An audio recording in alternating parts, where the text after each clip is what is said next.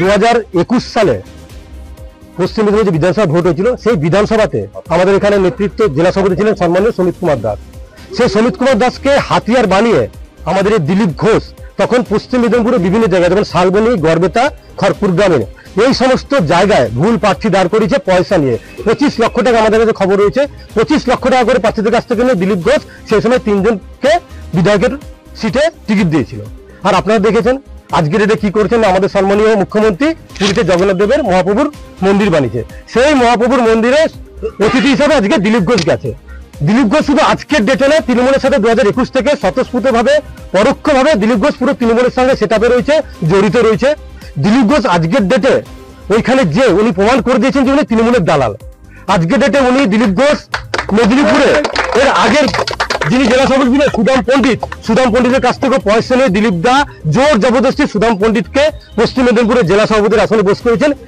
ওনার সময় চলে যাওয়ার পর এই রিসেন্ট যিনি জেলা সভাপতি হয়েছেন, ওনার কাছ থেকেও উনি 2021 সালে ভারতীয় জনতা পার্টিতে আসেন এবং ওনার বাবা সিপিএমের আজকের ডেটে বড় হারমাদ। তা সত্ত্বেও দিলীপ দা সব জানে, দিলীপ দাকে তেল মেরে মেরে দিলীপ দার সঙ্গে অনেক রকম বিষয় রয়েছে, যেখানে খড়গপুরে বাউলে বসে বসে অনেক রকম কুকীর্তি করে আজকে সুমিত মণ্ডল এই পশ্চিম মেদিনীপুরে জেলা সভাপতির আসনে বসেছেন।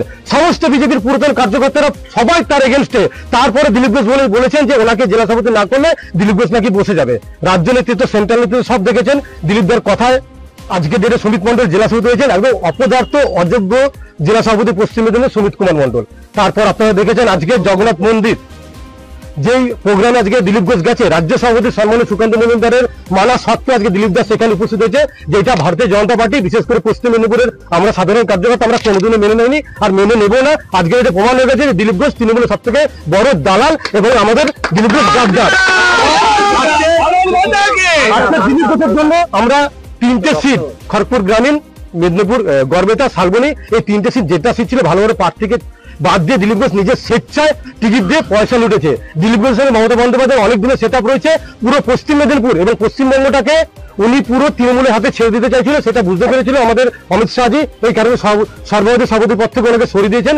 আজকের দিলীপ ঘোষের কোনো পদ নেই। আমি সর্বভারতীয় সভাপতি অমিত শাহ এবং জেপি নাড্ডাজির কাছে, আমাদের সর্বভারতীয় সভাপতি জেপি নাড্ডাজির কাছে করজোড়ে নিবেদন করবো দিলীপ ঘোষের কাছ থেকে ইমিডিয়েট সিকিউরিটি সরানোর জন্য এবং বিজেপির যেন কোনো দায়িত্ব দিলীপ ঘোষ না পায়। কারণ দিলীপ ঘোষ যদি দায়িত্ব পায় আগামী দিনে আমাদের সাধারণ কর্মীরা মারা যাবে। আমাদের অবস্থা খুব খারাপ হতে চলেছে, কারণ আমরা মারপিট করে জেল খেটে আজকের তৃণমূলের সাথে চোখে চোখ রেখে লড়াই করছি। আর সেই জায়গা আজকে দিলীপ ঘোষ মমতা বন্দ্যোপাধ্যায় সেটা হয়ে রাজনীতি করছে। আমরা অনেকদিন থেকে বুঝতে পারছিলাম, যেটা রাজ্য নেতৃত্ব সম্বন্ধে সেন্ট্রাল নেতৃত্ব বুঝতে পারার জন্য দিলীপ ঘোষের ডানা ছেটেছে। কিন্তু আজকে পশ্চিমবাংলার জনগণের কাছে একদম পরিষ্কার হয়ে গেছে যে দিলীপ ঘোষ তৃণমূলের সব থেকে বড় দালাল এবং গদ্দার।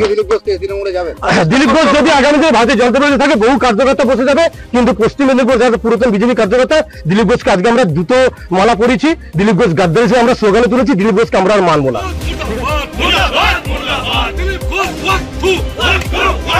দিলীপ ঘোষকে অবিলম্বে পদত্যাগ করতে হবে, দিলীপ ঘোষকে অবিলম্বে বহিষ্কার করতে হবে। ভারত মাতা কি